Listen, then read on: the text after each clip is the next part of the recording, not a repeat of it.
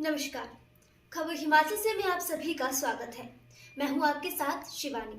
जिला चंबा के विधानसभा क्षेत्र डलहौजी में आज कांग्रेस छोड़कर हाल ही में भाजपा में शामिल हुए कांगड़ा जिला के तेज तर्रार नेता और पूर्व मंत्री विजय सिंह मनकोटिया ने एक पत्रकार वार्ता को आयोजन कर कांग्रेस पार्टी पर जमकर हमला बोला।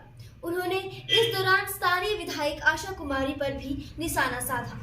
उन्होंने कहा कि मुझे भाजपा की ओर से पार्टी ज्वाइन करने का प्रस्ताव आया और जिस मान सम्मान से भाजपा के राष्ट्रीय अध्यक्ष जगत प्रकाश नड्डा ने उन्हें इज्जत के साथ पार्टी में आने के लिए कहा तो वो तुरंत मान गए और वो पार्टी में शामिल हो गए। उन्होंने कहा कि आशा कुमारी पर कई आपराधिक मामले दर्ज हैं और उन्होंने चुनाव आयोग को एक पत्र भेजकर पूछा है कि आखिर आपराधिक छवि के लोगों को क्यों चुनाव में उतरने की इजाजत दी जाती है।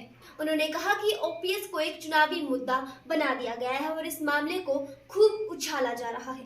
उन्होंने कहा कि यह मामला केंद्रीय नेतृत्व तक पहुंच गया है और आशा है कि जल्द ही इसको लेकर कोई सकारात्मक निर्णय आएगा। मैंने साहब ये फैसला जो लिया बीजेपी ज्वाइन करने के लिए, ये जो प्रस्ताव आया था बीजेपी की तरफ से और फिर मेरी जब मुलाकात हुई श्री जयप्रकाश नड्डा जी जो राष्ट्रीय अध्यक्ष हैं और जो इज्जत मान सम्मान से उन्होंने चाहा कि मैं ज्वाइन कर लूं, मैं तुरंत मान लिया था। मैं चाहता हूं कि मैं श्री नरेंद्र मोदी जी जो हमारे प्रधानमंत्री हैं, सबसे सशक्त प्रधानमंत्री आज के इतिहास में मिले, उनसे मैं बात करूँ। सर, आशा कुमारी के बारे में क्या कहेंगे? डलहौजी में आप आए हैं तो जी, आज मैं चंबा में आया हूँ, डलहौजी में आया हूँ। विशेषकर मैं लोगों को इस चीज़ की सूचना देने आया हूँ कि आशा कुमारी के ऊपर अपराधीकरण के बहुत से केस लगे हुए हैं। 1 साल की कन्विक्शन भी हुई है उनको और मुझे उम्मीद है, जो मैंने चीफ इलेक्शन कमीशन को चिट्ठी लिखी है, कि ये बताया जाए कि ये क्यों फिर दोबारा चुनाव लड़ रही है। इसका केस अभी पेंडिंग है हाई कोर्ट में। ऐसे जो अपराधीकरण किए हुए हैं, इन लोगों को चुनाव ही नहीं लड़ना चाहिए और मैं उम्मीद करता हूँ कि डलहौजी के लोग बिल्कुल नकार देंगे आशा कुमारी को। सर, ये जो ओपीएस जो मेन मुद्दा बना हुआ, उसके बारे में आपका? ये चुनावी मुद्दा बन गया, एक बहुत भड़काया इस चीज़ को।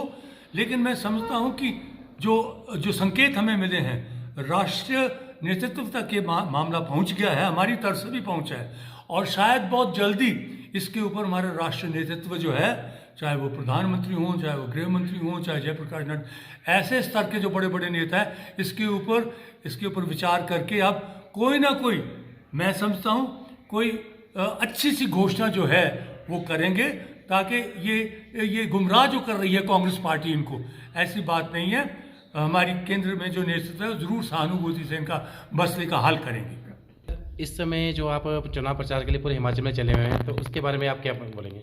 चंबा में आके मुझे बड़ी खुशी हुई साहब कि बड़ी पॉजिटिव रिपोर्ट मिल रही है। लोगों के हौसले बड़े बुलंद हैं यहाँ, जो बीजेपी के अधिकारी और कार्यकर्ता हैं। और इस वक्त जो हमें फीडबैक मिल रहा है जनता से, ऐसे लगता है कि पांचों की पांचों सीटें जो हैं भारतीय जनता पार्टी जीतने वाली है। और मैं समझता हूँ इससे बहुत ताकत मिलेगी हमारे प्रधानमंत्री को, हमारे जयप्रकाश नड्डा जी को और हमारे मुख्यमंत्री जयराम ठाकुर जी को। और मैं समझता हूँ कि बहुत अच्छा एक नतीजा लेके हम विजयी होके यहाँ से सब सीटों के ऊपर विजयी होके आप हमारे कैंडिडेट्स से आएंगे। सर, ये जो कांग्रेस पार्टी का हिमाचल में क्या इस बार रहेगा, आपको क्या लगता है वो आ जाएगी? जी, बड़ा दुख होता है मुझे, क्योंकि मेरा एक नाता रहा है पहले कांग्रेस पार्टी के। आज बिल्कुल वो नेतृत्वहीन हो गई है और मैंने पहले भी कहा, ना तो धर्म रहा वहाँ, ना सत्य रहा, ना कर्म रहा, ना शर्म रही है उनकी। ऐसे लोग आगे हैं नेतृत्व में। खबर हिमाचल से के लिए डलहौजी से सुभाष महाजन की रिपोर्ट।